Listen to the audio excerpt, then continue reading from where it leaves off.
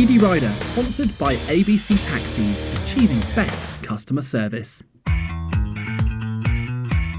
Multi-award-winning hit programme Downton Abbey was such a success, it's little surprise that there's rumours of a film being cast in the near future.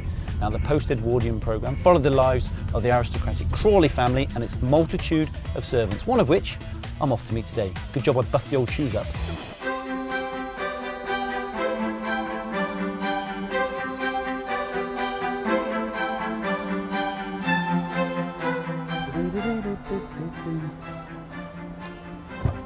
Hi Thomas. Hello, are you Darren? I'm Darren, nice to meet you. Tom. Jump in. Thank you, I will. We're off to Right. somewhere probably not quite as glamorous as Downton Abbey, but it is the next best thing Norwich has to offer. Oh, excellent. I'm looking forward to it.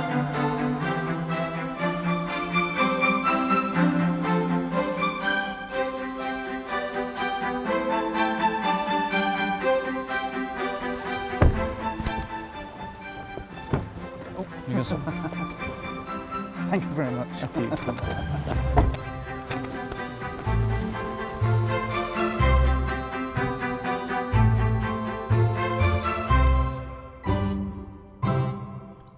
Oof. Oof. Quite the professional top, Thomas. Thomas, what do Very you think? nice. Very There you go. good. Now, Oh, traditional, lovely. is that right? Lemon rather than milk? I think that's true, that milk is off. Right. There we go. And lemon is in. I think that's the proper way, if I remember rightly. And I've brought you to the correct surroundings. It is, very it's apt. beautiful. Yeah, very Downton-esque. Yes, although you wouldn't have seen much of this, would you? You'd have been downstairs, traditionally. There was me and Big Jim Carter was Carson, and Rob James Collier was Thomas, and we did both because we served Yeah. like this in the dining room, but then obviously had all the shenanigans downstairs as well. So I got to see the best of both worlds. Yeah, and of course we're talking about Downton Abbey, which is such a massive success, a huge success.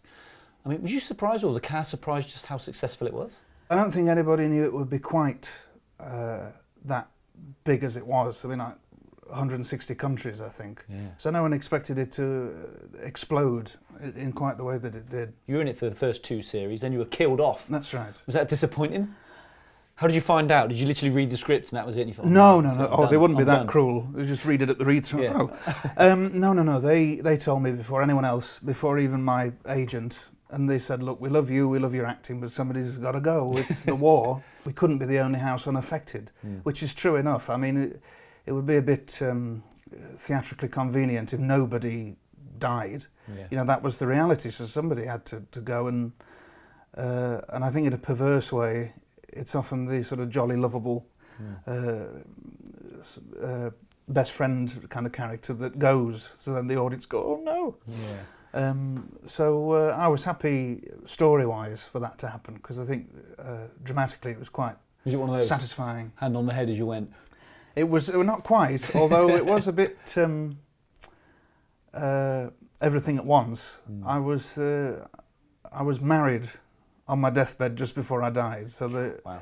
and they had this huge four-poster bed with sort of bedecked with bays and rosemary. It was like Ophelia's bower, you know. And it was like something out of A Midsummer Night's Dream. And I got married in that bed, then died straight away in the bed. Now we're going to tuck into these as well, so Oh, feel lovely. free to help yourself. Oh, they're not props. They're not solid. No, I can and- have as many of these Yeah, as I want. exactly. No, I you can help tuck yourself. in. And now the stage acting you've done before, that's really where your heart lies. Tell us a little bit about that. Yes, I like them both.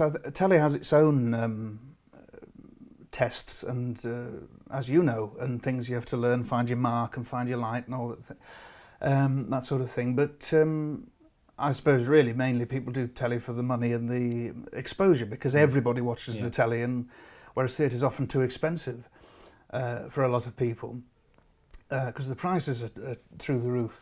But I think for most actors, I would imagine stage is the original. Is that because it's love. live? And is Because it's live, Yeah. yeah, and because you get the response immediately, you know, and obviously if it's a comedy, you get the laughs straight away, so you know how they're feeling about it. But even in a tragedy or something that doesn't have laughs, just having them there as part of the whole sort of social, mutual, communal experience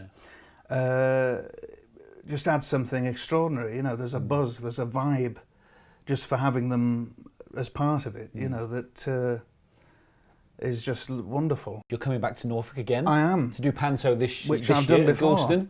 About nearly a decade ago now. And you're playing one of the Ugly Sisters, is that right? I know, it's hard to believe, natural? isn't it? Thanks for that. No, well, it does now. I've been there and watched the Pantos there. They are fantastic. They are, they're really good. Really good. A great setting as well, beautiful old theatre. I love the pavilion. Yeah. I mean, there's not even a train station in No. Gorleston, you know, but the theatre is gorgeous, huge. It's got the big domes on top and the great cavernous auditorium, and the foyer is so stagey. It reminds me of Shuttleworth's, the Actors Bar underneath the Phoenix Theatre in the West End. It's a proper actors bar, you know, posters all over the walls, and so it's like a home from home, really. So I'm looking forward to being back there. Yeah. Well, great. Well, break a leg, that's what they say. Thank you very I think, much. in the theatre world, and enjoy the rest of your tea. And I perhaps will we'll have a do. little read of the tea leaves at the end. Oh, It's yes. proper, isn't it? Thank you for joining me. Cheers. Thank you. Cheers. Help yourself to the cakes. I will do, I know thanks. you're dying to. Can I actually now? Yeah, no, absolutely. Chuck in. Eadie Rider, sponsored by ABC Taxis, achieving best customer service.